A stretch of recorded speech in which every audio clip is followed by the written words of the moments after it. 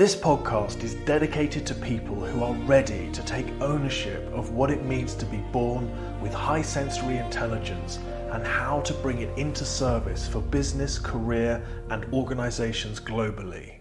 Hello and welcome, it's Willow McIntosh here, founder of Illuminance and leader of the High Sensory Intelligence Movement. And a very warm welcome to the next episode in the High Sensory Intelligence podcast. And this week I am excited to talk with you about the opportunities that you have in this coming year and also the advantages that you have, and one could also say the responsibility that you have. So what often astounds me in the conversations that I have with high sensory intelligent people is when the topic comes up about, well, what should I be doing with my trait? What should I be doing with my abilities? And it often surprises me, actually, that it isn't more clear to us, if I'm very honest. And I do understand why that is. I understand that as children, we tended to be misunderstood, and we didn't receive the right training that we really needed in order for us to truly understand the gifts and abilities that we have. However, when we really start to consider the way in which we are interpreting information about the world and people around us, it really starts to become quite clear, actually, the potential that we have to help people with these abilities that we have, and that's especially in the context of coaching.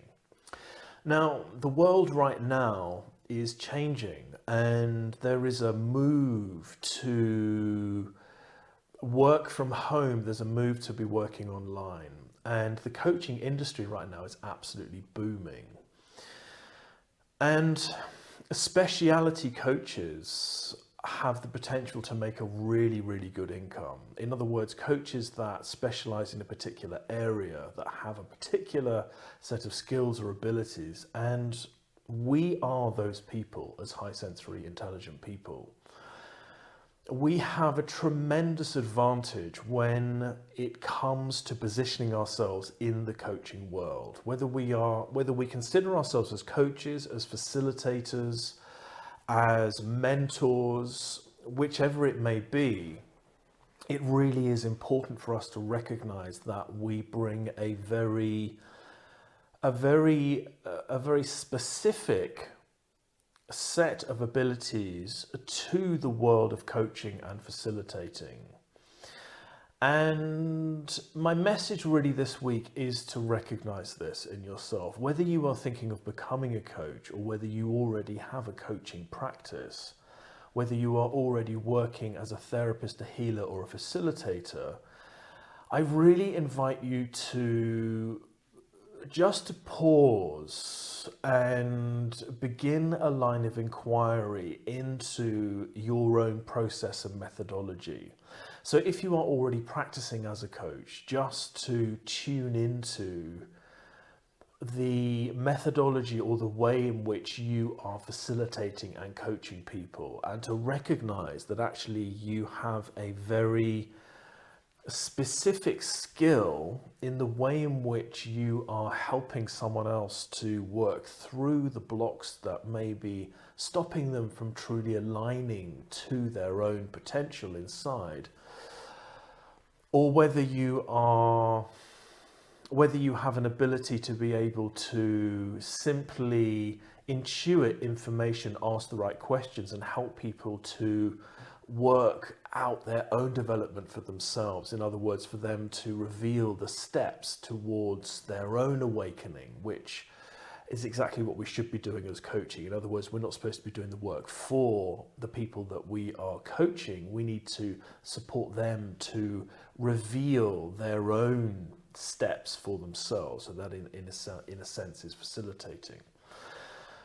If we're not coaching, if you're not in a coaching business right now, if you're not facilitating, then again, it's an invitation to tune in and become interested and curious about the way in which you are interested in other people, when you're having conversations with people, when you are watching movies, when you're interacting with people in whatever context that may be, there's going to be a fascination. There's going to be an internal conversation that is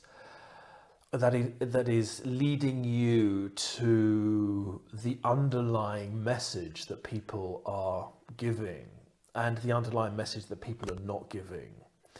So you will have an ability in a particular area that is going to support people to transform and to evolve.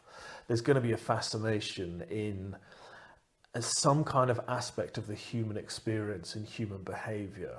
And it may be a conversation that you're having with yourself that you've never truly really been honest about and shared with other people. So this is my invitation. This is an opportunity for you to begin to recognize that the way in which you're receiving data. So as high sensory people, we are processing sensory data more deeply. And when we think about what sensory data is, that is a huge field of information. We are highly intelligent creatures, human beings, and we are able to pick up on subtleties in people and in the environments around us, but especially in people. We are able to read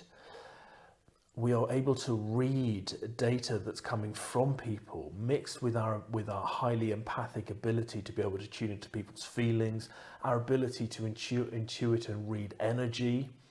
And you know that I'm very passionate about us really understanding about the nature of the world around us, and that it is an energetic experience. It's not made up of solid things around us.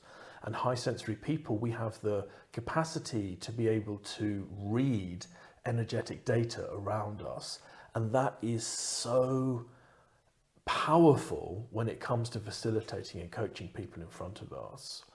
So, it's time for you, if you're thinking about a career in coaching or a career in facilitating, whatever it may be, it really is time for you to take ownership of your ability and to become interested in how you actually facilitate and coach other people. Even if you're not doing that in a business right now, I really invite you to consider how you do that with your friends, families, colleagues, and people that come to you for advice, because I know they're doing that. I know people are coming to you with their problems. High sensory intelligent people, it is just a part of our world. Strangers will be coming to you and asking for your advice. I don't know why that is. I think it's because people can sense that we listen relentlessly, sometimes to our own detriment. But it is all leading towards the realization that we are amazing listeners. We are listening for the things that are not being said. We're seeing the things that the person in front of us can't see for themselves. And we are intuiting the data that we need to be able to ask the key questions to evolve that person's thinking into a new line of awareness, to enable their own healing to begin to take place and align them with who they really are. Now, if that isn't a specialist area of coaching, then I don't know what is.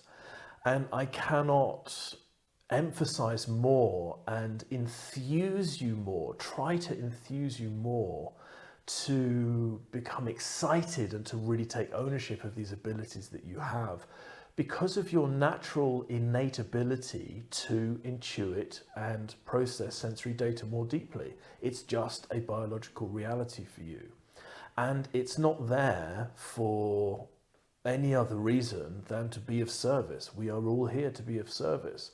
We are all here to be of service in alignment with our own cause, with our own purpose, with what's most important to us. And I can guarantee that when you tune into what's most important to you, you will realize for yourself that your own sensory abilities are in alignment with what is most important to you, with the cause that you find most passionate, a cause that you are most passionate about in the world. And especially for us that are born to be coaches, there is going to be an area of life, of human behavior, of human development that you are super passionate about. And you will see how this sensory ability aligns to that and enables you to do an amazing job in the transformation of others. Join me on the next masterclass where I'll show you how to reveal your own high sensory intelligence, bringing you into alignment with your true purpose, career, business and personal success. To register your place today, visit highsensoryintelligence.com.